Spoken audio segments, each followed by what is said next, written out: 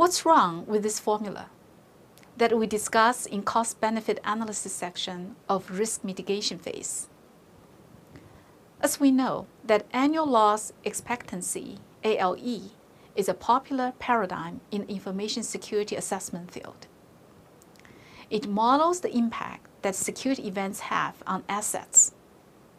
Also, ALE is a relatively easy and simple algebra formula that multiplies the value of a discrete loss event, SLE, by its expected annual occurrence. The problem with ALE, as people simply put, there are lots of guesswork, or the numbers are poorly understood, have following aspects. Firstly, ALE has the inherent difficulty in modeling outliers. Security events are low frequency and high severity. Outliers dominate loss events. Hard to characterize a typical loss event. ALE model encourages practitioners to think about dollar impact on an aggregate average basis, in spite of the fact that the losses do not navigate to the middle. They cluster on the far edges. Secondly, the lack of data for estimating probability or likelihood of occurrence or loss expectancies. Thirdly, sensitivity of the ALE model to small changes in assumptions, because ALE model contains only a few variables. So why is security metrics then? Security is not a product. It is a process, like we said. We often need to answer the question like the following.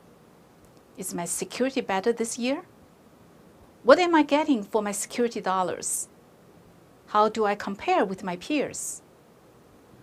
Security risk management is about decision making, and it requires the balancing the cost of countermeasures against the cost of risk.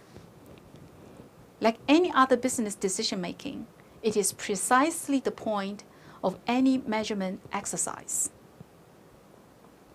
ISO 17799 acknowledges a comprehensive and a balanced system of measurement which is used to evaluate performance in information security management is a critical success factor for information security.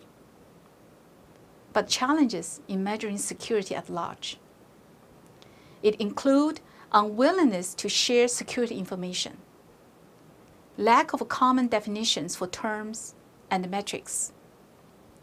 Fundamental concepts and words such as incident, attack, threat, risk, and vulnerability mean different things to different people. Basic metrics for counting events are difficult to collect because the terms are unclear. Legal concerns and incentive failures are also roadblocks to data sharing. The lack of consensus on security metrics is in part due to the fact that the culture surrounding security is largely one of shame. Firms that get hacked tend not to talk about security incidents in public.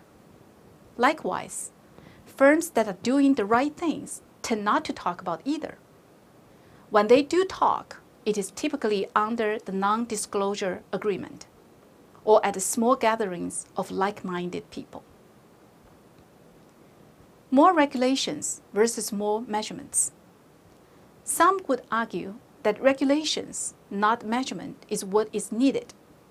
Some would say that the answer is to somehow force more investment in security, that if this is an arms race, that the good guy can win, because at the end of the day, they can outspend opposition.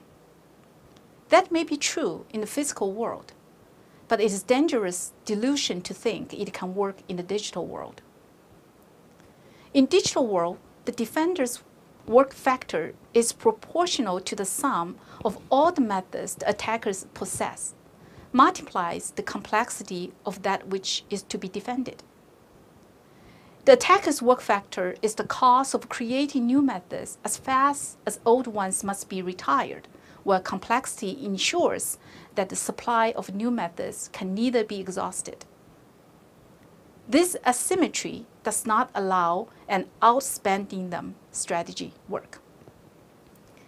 Therefore, knowing what to measure, how to measure it, and how to communicate those metrics can help improve security's efficiency, effectiveness, and standing in the business world.